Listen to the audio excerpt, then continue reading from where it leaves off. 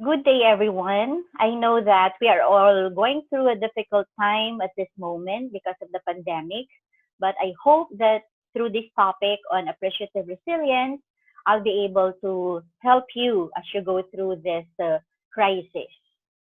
For our learning outcomes, the following: number one, examine the relevance of appreciative resilience in times of crisis, such as the COVID-19, to be able to integrate the elements of appreciative resilience in your experience during this crisis, and to be able to write or document your own stories of despair, forgiveness, and hope during the COVID-19 pandemic.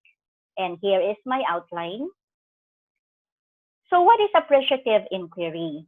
David Cooper Ryder in the early 80s started his advocacy on appreciative inquiry. He believed that in every piece of art, there is beauty. Appreciative inquiry is the exploration of what gives life, of what energizes, what motivates, what inspires people.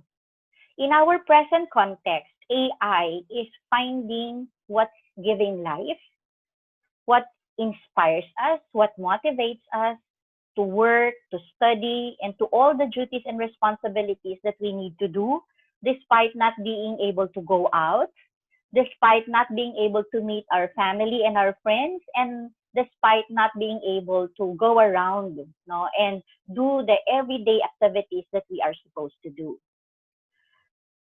Appreciative inquiry is searching for what gives life, as I mentioned, what motivates, what inspires. And this is something very important, that appreciative inquiry is the intentional asking or deliberate asking of what we want to accelerate, what we want to grow, with the realization that what we appreciate.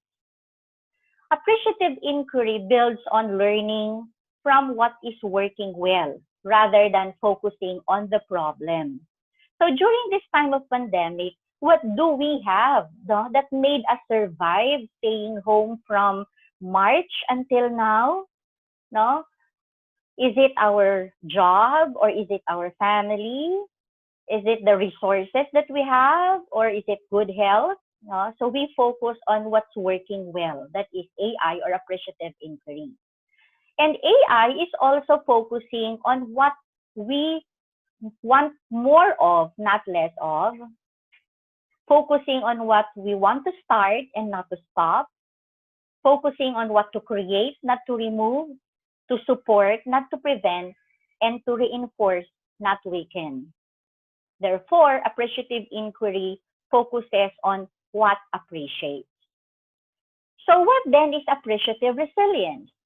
Joanne MacArthur Blair and Jeannie Cockle, the authors of the book Building Resilience with Appreciative Inquiry, a leadership journey through hope, despair, and forgiveness, gives us a clear explanation of what appreciative resilience is. The bamboo is a perfect imagery of resilience. During the storm, we see bamboos falling or uprooted, but they remain to stand firm, and gradually they root themselves again. We Filipinos are known for our resilience, right? So resilience, therefore, is the ability to sustain or persevere in the most complex situations and life experiences. Appreciative resilience is that which assists people in developing their own understanding and personal call to resilience by using AI principles and practices. Appreciative resilience is that which sustains us as hope blooms, as despair visits, and as forgiveness opens our hearts. The appreciative resilience model helps people build resilience by using appreciative inquiry to reflect on and explore the states of hope, despair, and forgiveness. The outer ring includes appreciative inquiry or AI processes and principles. The inner core is the interplay of the states or elements of hope, despair, and forgiveness. These three states or elements are interlocked. They ebb and flow through a person's experience. At times, the circle of hope will almost eclipse with the circles of despair and forgiveness, but at other times, the circles of despair and forgiveness will be the predominant elements at play in one's life. The model and its related exercises are designed to help individuals reflect on and build their resilience. As I mentioned, there are three elements of appreciative resilience, and these are despair, forgiveness, and hope. Now, let me begin with despair. Despair is characterized as the dark night of the soul. It is an experience where one cannot see a clear path forward, where outcomes seem to be invisible, and a state where a lot of doubts linger in our minds. Now, the question is, have you ever gone through or is going through this stage during this pandemic? Have you ever felt anxious or depressed or hopeless or uncertain of what's going to happen, during or even after this pandemic? If you did, worry not because you're not alone. All of us, even the strongest people on earth, I think, have experienced despair. So don't feel bad. Don't feel guilty. And don't say you're weak because all of us no, go through this feeling. And that is a valid feeling at this point in time. Now, let me share with you how I went through despair during the COVID-19 pandemic. On March 19, my second daughter, Kelly, who is studying in Germany, was diagnosed as COVID-19 positive. When I heard the news, I had mixed emotions. I was helpless. I wanted to go to Germany to help her, but I could not. I was even scared to sleep because I was thinking that she might have a difficulty breathing at the middle of the night and I would not be there to help her. What else? Early in the morning, the first thing that I do is to wait for her message to tell me that she was okay. And the lowest point of my despair was when I asked my niece whether Filipinos who die abroad because of COVID-19 and are cremated are brought back home. So yun na talaga yung the rock bottom of my despair. So how did I cope? Of course, I did a lot of praying. I prayed a lot. I made myself busy by cleaning the house, sewing, listening to music, watching Netflix. First time, I watched Crash Landing on You. I was connected with my friends. I did a lot of breathing exercises, and I avoided negative news online. So that's how I cope with despair. Then, as I mentioned, going through despair in times of crisis is understandable. But we should be reminded that being in that state is not permanent. Because we should choose, we should decide to elevate despair into a higher level, which is the level of forgiveness.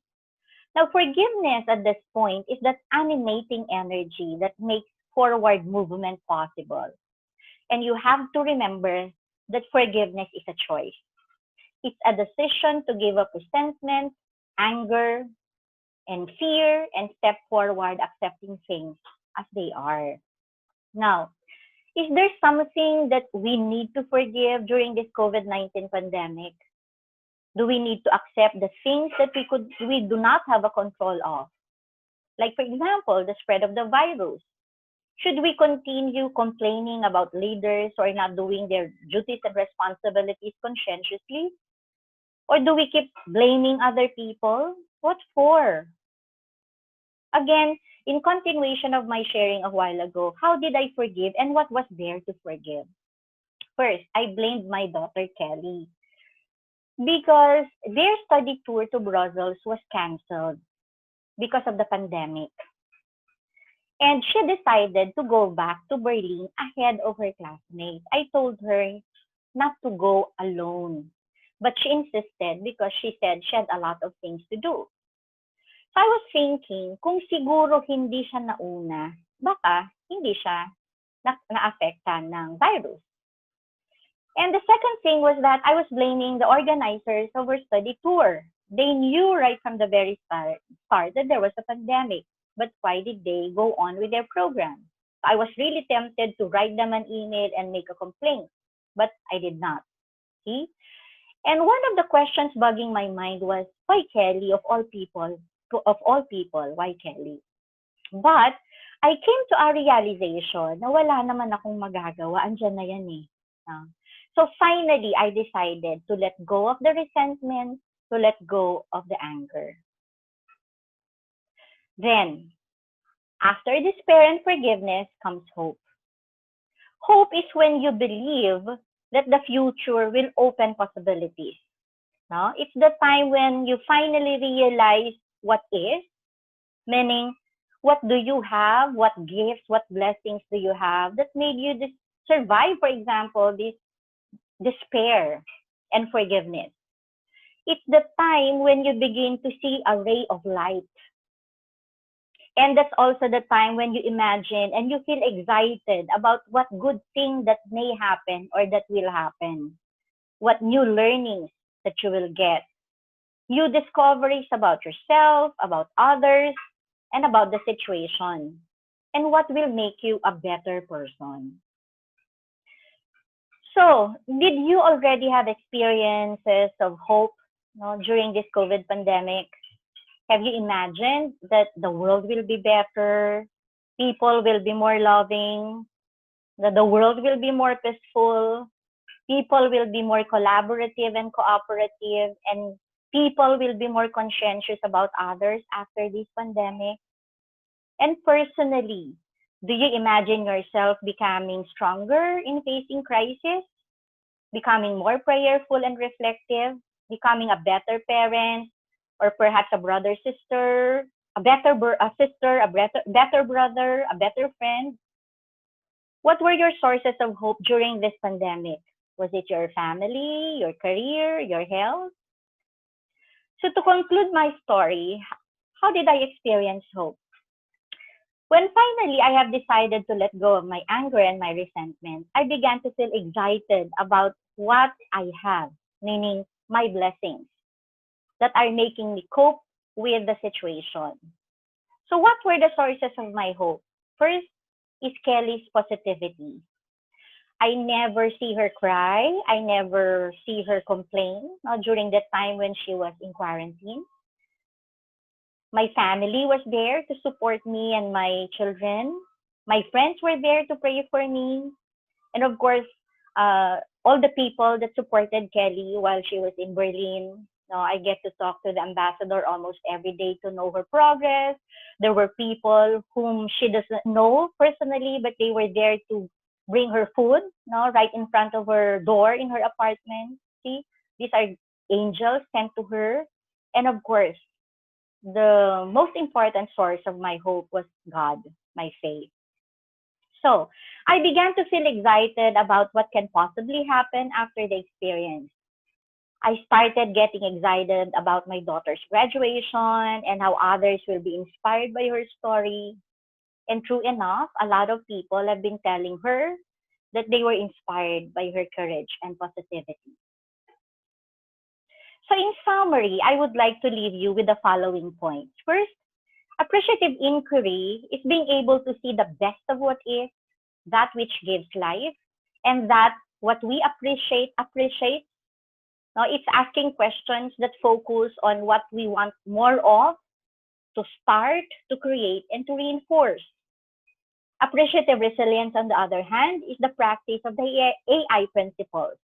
It is that which sustains us as hope blooms, as despair visits, and as forgiveness opens our heart. And finally, our resilience during the time of crisis is built and strengthened through the interlocking and interplay of despair, hope, and forgiveness.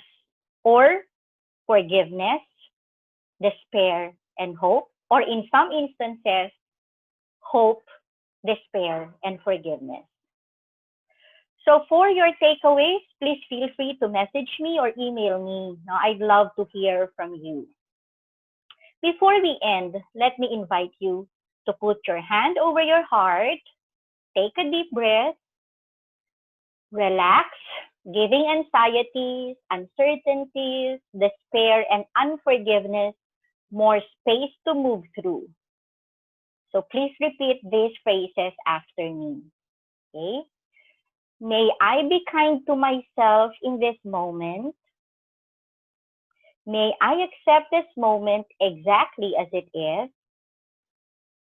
May I accept myself exactly as I am in this moment. And may I give myself all the compassion I need. So as I mentioned at the beginning, I want you to write or document your own stories of despair, forgiveness, and hope during the COVID-19 pandemic. Please feel free again to email me or message me your AR experiences, insights, and realizations. Thanks again, and hugs, everyone.